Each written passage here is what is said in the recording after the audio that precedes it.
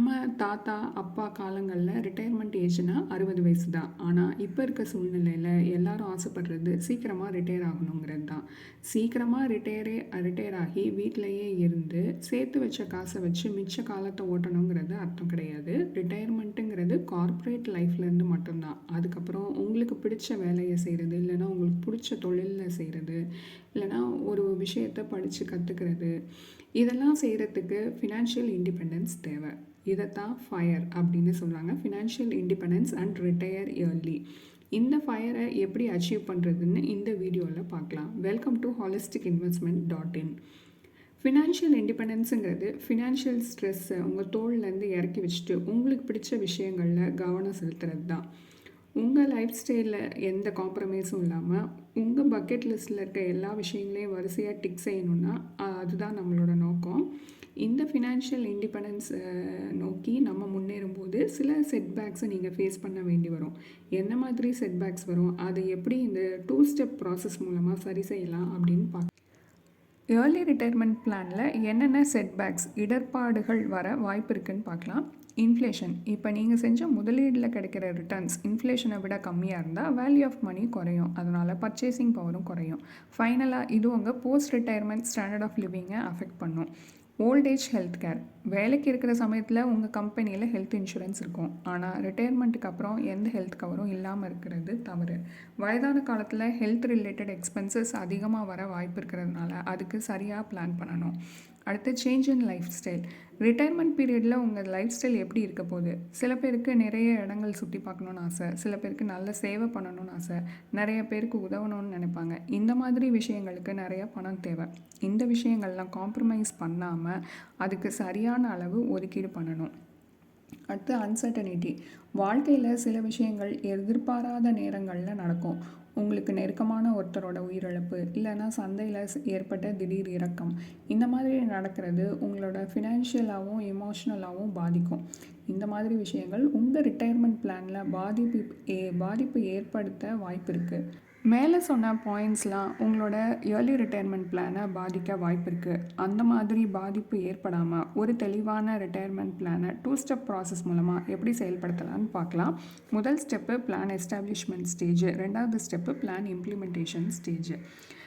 Plan establishment stage ஒரு கட்டடத்தோட அஸ்திவாரம் மாதிரி. இந்த அஸ்திவாரத்தை ஸ்ட்ராங் ஆக்க மேலும் 4 முக்கியமான பாயிண்ட்ஸ் தேவை. ஒன்று, சூஸிங் த ரிட்டையர்மெண்ட் ஏஜ். அடுத்தது எவாலுவேட்டிங் யுவர் எக்ஸ்பென்சஸ்.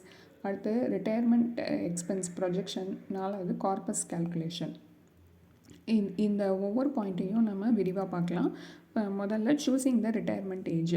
உங்களோட ஏர்லி ரிட்டையர்மெண்ட் பிளான் எந்த ஏஜில் செயல்படுத்த போகிறீங்க அப்படின்னு தெளிவாக இருக்கணும். சில பேர் சொல்லுவாங்க 40களில் அப்படின்னு சொல்லுவாங்க, சில பேர் லேட் 40s இல்லைன்னா ஏர்லி 50s அப்படின்னு சொல்லுவாங்க.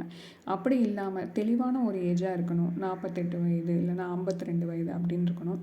இந்த முடிவு எடுக்கிறதுக்கு முன்னாடி உங்கள் குடும்ப உறுப்பினர்களோட கலந்து ஆலோசிக்கணும். முக்கியமாக உங்கள் வாழ்க்கை துணையோட ஆலோசித்து முடிவெடுக்கணும். ஏன்னா அவங்க தான் உங்களோட வாழ்க்கை முழுவதும் துணையாக இருக்க போகிறாங்க. சில சமயங்களில் நீங்கள் எடுக்கிற இந்த முடிவை நிறைய சந்தேகங்களோட இது எப்படி சாத்தியம், இது நடக்குமா, இப்படின்னு நிறைய கேள்விகள் முன்வைக்க வாய்ப்பு இருக்குது. அதெல்லாம் பார்த்து பயப்படக்கூடாது. Evaluate your expenses.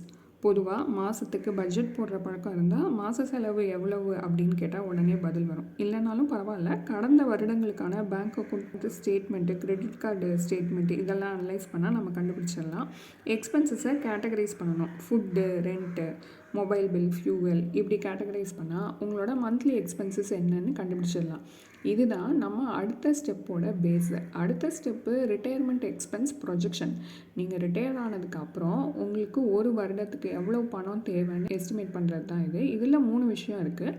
முதல்ல கரண்ட் மந்த்லி எக்ஸ்பென்ஸ், மினிமம் செலவுக்கு இவ்வளோ பணம் தேவை ஒரு மாதத்துக்கு அப்படிங்கிறது.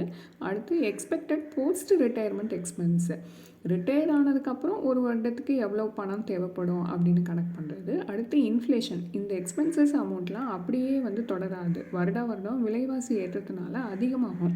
அதையும் சேர்த்து தான் நம்ம கணக்கு பண்ணணும். கடைசியாக கார்பஸ் கால்குலேஷன்.